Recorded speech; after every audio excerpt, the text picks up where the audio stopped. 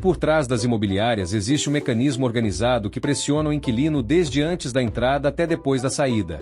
Neste vídeo, revelamos como funciona a chamada máfia dos aluguéis, onde multas abusivas, exigências ilegais, taxas escondidas e seguros obrigatórios transformaram o mercado imobiliário num jogo onde o consumidor sempre perde.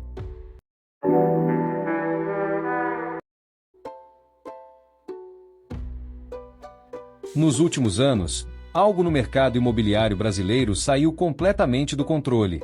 Enquanto a renda do trabalhador cresce pouco ou simplesmente não cresce, o preço dos aluguéis dispara como se fosse guiado por uma lógica própria. Segundo o índice FIPE-ZAP, em grandes cidades, como São Paulo, houve uma valorização de mais 11,93% em 12 meses. Rio de Janeiro, segundo o relatório de abril de 2025, a valorização acumulada foi de mais 9,69%. E em Belo Horizonte a mesma pesquisa apontou que o aluguel subiu mais 16,23% e consome mais de 45% da renda média do brasileiro. Em outras palavras, quase metade do salário vai direto para o bolso de quem aluga o imóvel. E o problema é que nem todo valor realmente vai para o dono do imóvel, pois existe uma boa porcentagem para a imobiliária que administra a locação e é quem realmente ganha com toda a operação. Com tanto poder em mãos, ela quem dita mercado e realiza reajustes. Sobre uma justificativa padrão de alta demanda e que esse é o mercado. Mas quando olhamos os dados de vacância, a história muda.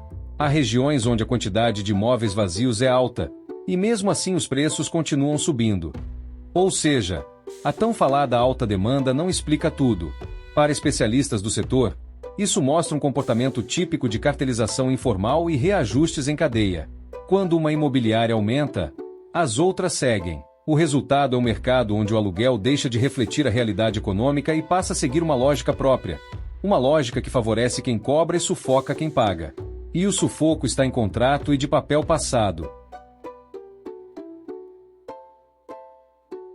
Milhares de inquilinos relatam multas de 4, 5 e até 6 meses, como se a regra fosse apenas uma sugestão. Uma pesquisa da Associação de Locatários Urbanos apontou que 27% das imobiliárias aplicam multas acima do permitido por lei. Junto com a roubalheira das multas abusivas, o locatário ainda tem que conviver com uma velha conhecida, a famosa taxa de pintura. A lei não obriga o inquilino a entregar o imóvel pintado, a não ser que isso esteja no contrato e mesmo assim, só vale se não for abusivo. Mas isso não impede que as imobiliárias cobrem valores abusivos de pintura que podem chegar até R$2.000 por cômodo pintado. Segundo uma pesquisa da Zap Imóveis, 70% dos inquilinos relatam que ao saírem dos imóveis tiveram valores abusivos com taxas de pintura. Por muitas vezes a pintura não era necessária e nem ocorrerá de fato após o pagamento, sendo apenas um ganho a mais para a imobiliária. Por medo e coação o cliente paga as taxas não podendo sequer realizar com outro profissional a pintura. Segundo o levantamento da Netmóveis, 86% dos inquilinos que pintaram apartamentos por conta própria após o fim do contrato foram cobrados pela pintura novamente, com a alegação de que o profissional que realizou o reparo não era autorizado pela imobiliária, caracterizando, segundo a lei brasileira, uma venda casada. Uma prática proibida por lei, mas que na prática ocorre o tempo todo neste segmento de mercado. O que nos leva à parte mais cruel e perversa da locação de imóveis. A parte mais cruel, perversa e lucrativa para as imobiliárias sem dúvida são os seguros e calções cobrados como garantia para a locação. É aqui que o jogo realmente vira uma máquina de dinheiro.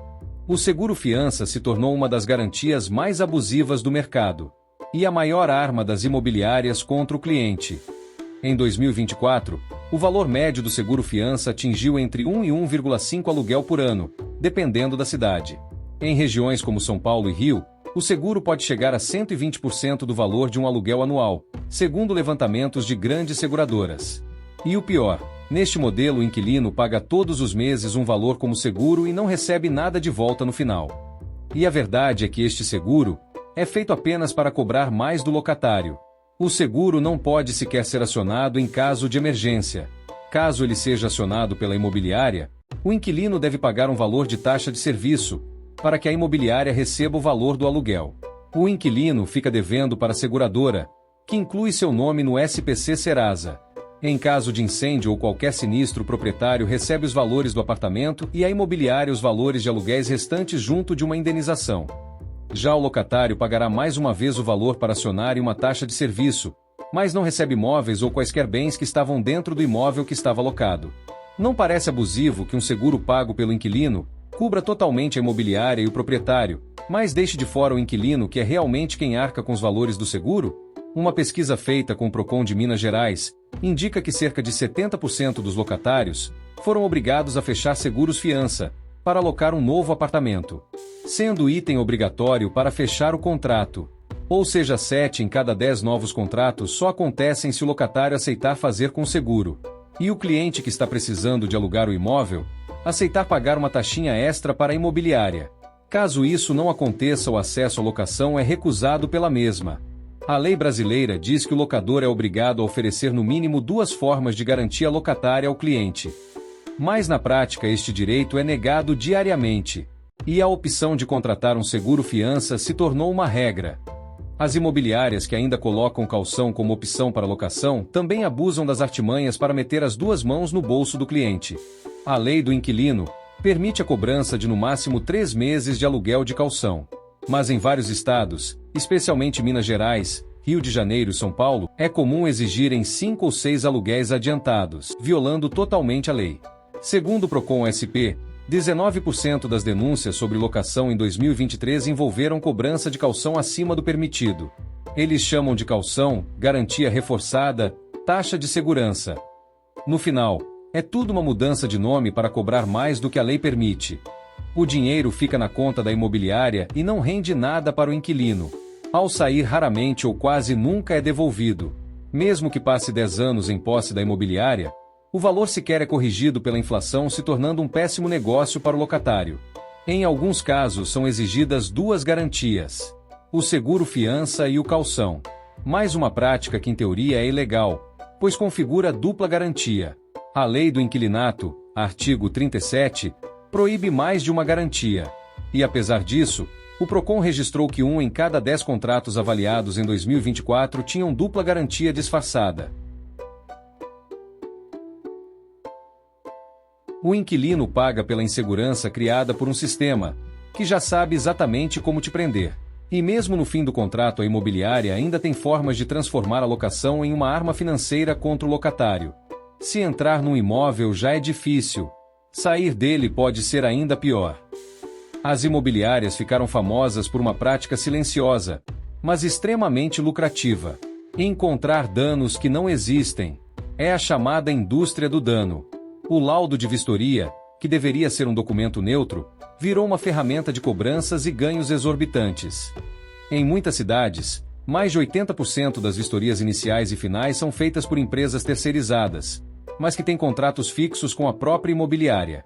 Ou seja, quem produz o laudo tem interesse direto em encontrar defeitos. Um levantamento do Procon SP mostra que 27% das reclamações de locação envolvem divergências de vistoria. É como jogar um jogo onde o juiz trabalha para o time adversário.